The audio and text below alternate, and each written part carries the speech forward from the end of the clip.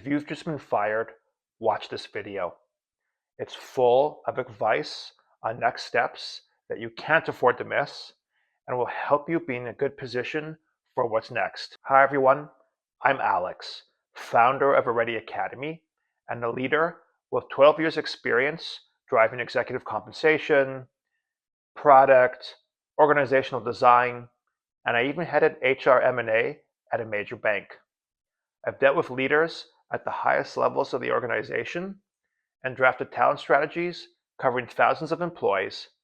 And today, I'm going to tell you what you should do if you've been let go, and then later, we'll cover off package negotiation. Now, if you've just been let go, take a breath. I know there's probably a lot running through your mind. You're upset, frustrated, maybe even stunned. Take a moment. Remember that this happens to thousands of people every day through no fault of their own. In our last video, we used a bit of a tsunami analogy to prepare for getting fired. If you haven't been fired but you're concerned you might be, watch that video first and then come back to watch this one, as that first video might be more applicable to you. Now, imagine you've just been hit with a tsunami. Especially if this is unexpected, it's a huge shock. You may be stunned, emotional. It's times like these when we're prone to some emotional outbursts. This might look like hopping on social media and slagging our former manager or our former employer. Don't do it. Act with so much grace and dignity that your employer regrets letting you go. What does this look like? The first is handle the situation professionally. Stay calm and objective. You need to remember that you may need to rely on your former employer for a reference, both formally and informally. What do I mean by informally?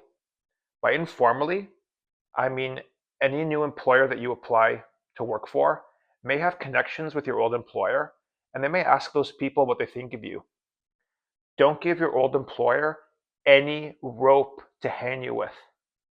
Leave with dignity. Secondly, help your now former employer with the transition. What does this look like?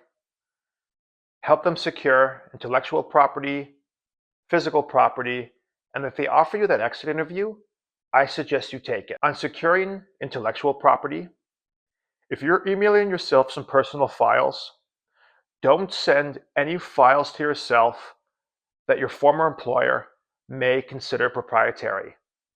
That strategy document from 7 years ago, they may consider that proprietary. Only send yourself personal information. I've had cases where I've seen people send themselves files they shouldn't have, and employers have pulled severance offers. Don't do anything that can complicate leaving the organization. Now, on the subject of company property, make sure you return any company property in good physical condition. Laptops, key cards, cell phones, company vehicles. Return everything in clean and good condition. Don't do anything that could complicate leaving. Now, if you're offered an exit interview and you feel up to it, my recommendation is that you should take it. Don't use it as an opportunity to slag your manager or take potshots at the company, but actually show up with helpful, objective feedback. This shows a level of professionalism and dedication and will provide useful feedback to your former employer and will probably make them start to regret letting you go. So everyone, the tsunami's hit, you're calm, you're focused, and you're thinking about what's next. It's time to protect yourself. Let's talk about negotiating your exit package. Now, in some cases, especially if you're not fired for cause, your company may be willing to offer you benefits in return for you signing an employee separation agreement.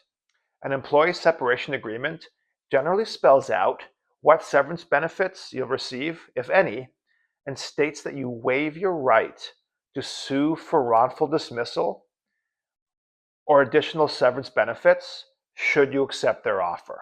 A standard severance package includes severance pay, which is typically tied to your position in the company, your seniority, and your length of service.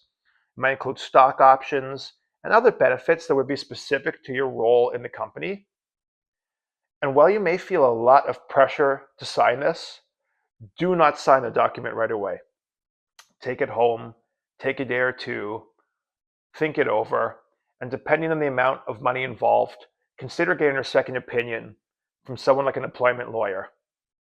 It can take quite a while to find another job these days, so you want to make sure that you get all you're entitled to before you sign. Now, what are some other things you should ask for as part of your exit package?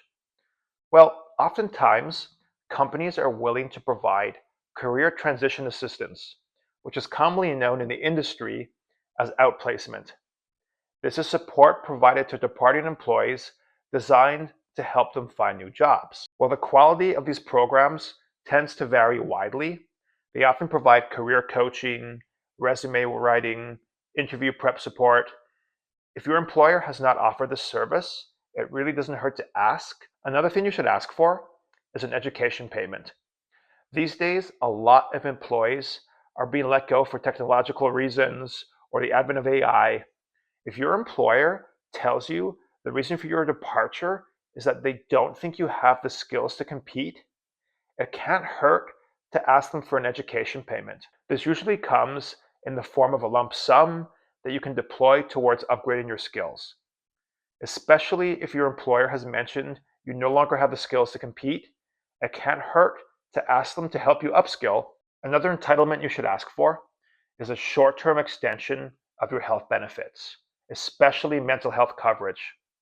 Job loss is one of life's most stressful events, and if you've been seeing a counselor or therapist already, it's helpful to have a few more months of continued support while you start to figure out what's next. Companies will often agree to keep health or counseling service benefits active for a limited time as part of a goodwill gesture, but you have to ask for it.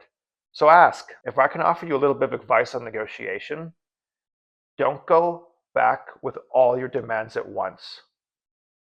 I've had clients who did this, went back with a long letter with all these demands, and their employers just cherry-picked a few of the cheap ones and sent them on their way. Instead, start with your highest demand first. Maybe it's more severance pay. If your employer balks, follow that up with your next ask. Maybe it's an education payout. Protect your negotiating power and make sure that you get what you deserve. Finally, being fired just isn't a financial shock, it's an emotional one too. It can shake your sense of identity, purpose, and self-worth.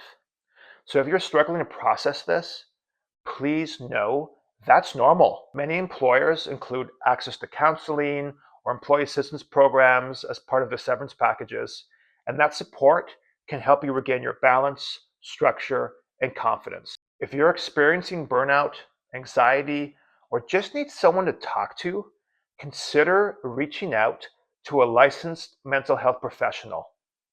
There's no shame in it. As a matter of fact, it's a sign of strength to prioritize mental health so you can rebuild and come back even stronger. Hi everyone. If you found this advice helpful, please hit the subscribe button below so you never miss out on fresh, practical advice like this. At Areti Academy, we are all about cutting through the noise and giving you practical, actionable advice. Also, drop a comment below if you've been through the situation yourself. Let's share our experiences collectively so we can all benefit.